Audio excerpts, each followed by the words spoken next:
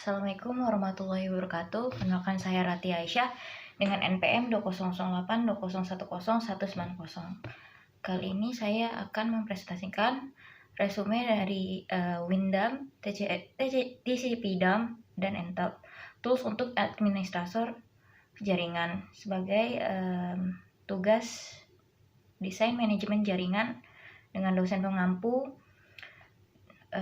Pak Agus.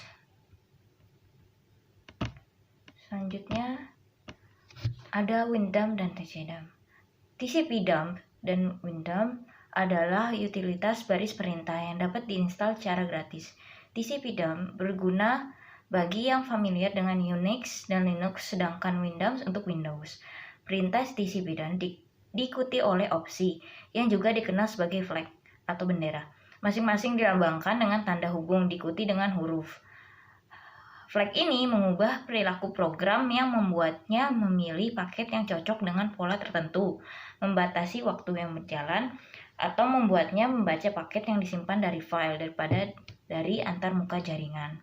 Jadi flag itu misalnya min A, min A, strip A, strip B, strip E. Ya, selanjutnya itu parameter TCP/DAM. Parameter untuk TCP/DAM juga dikenal sebagai primitif. Ini menentukan apakah pemanggilan paket seharusnya hanya mendapatkan data yang bersumber dari host tertentu. Parameter ini juga dapat dinyatakan sebagai kondisi menggunakan operator boolean dan tidak. Expression TCP/DAM. Segmen expression dari perintah TCP/DAM memungkinkan untuk menambahkan sedikit penggaman ke pilihan paket Anda. Tidak seperti program biasa, bagaimanapun set instruksi ini harus ditulis dalam satu baris. Format output TCP/DAM. Formatnya disebut PCIP, yang merupakan nama proses pengambilan paket yang digunakan oleh TCP/DAM. File dalam format ini biasanya memiliki ekstensi .pcip. Ya, selanjutnya merupakan contoh menggunakan TCP/DAM di baris perintah atau di command line.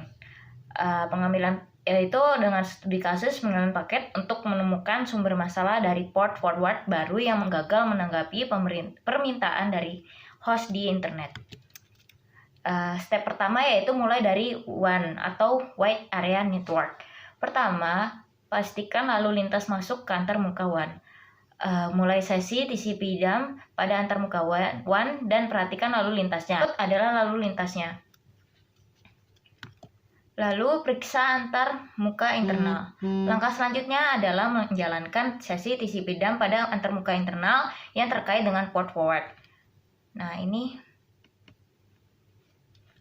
dari lalu lintas internal, koneksi meninggalkan antarmuka dalam dan alamat IP lokal diterjemahkan dengan benar. Jika alamat lokal ini sesuai dengan yang diharapkan, maka penerusan port dan aturan firewall berfungsi dengan baik. Dan konektivitas ke PC lokal harus dikonfirmasi dengan cara yang lain. Jika tidak ada output yang ditampilkan, berarti masalahnya ada di aturan firewall dan penerusan port mungkin salah ditentukan. Untuk contoh ini, sistem targetnya akan dicabut. Selanjutnya, untuk materi Entop. Nah, ini halaman tampilan layar dari Entop. Nah, Entop berawal dari proyek open source pada tahun 1998 yang tujuannya adalah untuk membuat platform pemantauan lalu lintas berbasis web yang sederhana namun efektif. Entop juga memerlukan akses ke jaringan fisik baik secara langsung melalui kartu jaringan atau secara tidak langsung. Ini membatasi kegunaan atau kemampuannya Entop untuk bekerja di seluruh situs. Entop tidak peduli dengan lapisan terendah maupun lapisan 1 atau lapisan yang kawat. Entop dirancang sebagai penganalisis paket hibrid, bukan penganalisis Ethernet murni atau yang lapisan 2 atau penganalisa TCP/IP murni yaitu lapisan 3. Entop mendapatkan data pada level layer 2 atau frame yang dapat berupa Ethernet atau protokol lain. Keuntungan Entop adalah Entop mengadopsi desain hibrid yang sudah saya jelaskan sebelumnya, yang memungkinkan Entop untuk melakukan analisis paket data pada lapisan kedua dan yang ketiga. Entop memperoleh data pada layer kedua yang dapat berupa Ethernet atau protokol lainnya. Selain Ethernet, Ntop juga dapat digunakan dengan FDDI, PPP, RAW, dan token ring. Daftar protokol terus bertambah karena versinya terus menerima revisi dari komunitas. Yang ketiga, Ntop mendukung IP versi 6. Kekurangan dari Ntop hanya memiliki satu subnet yang bisa dimonitor. Jika ingin memonitor subnet lain harus dikonfigurasi terlebih dahulu. Yang kedua adalah antarmuka yang untuk memilih mode pemantauan harus didedikasi secara manual terlebih dahulu.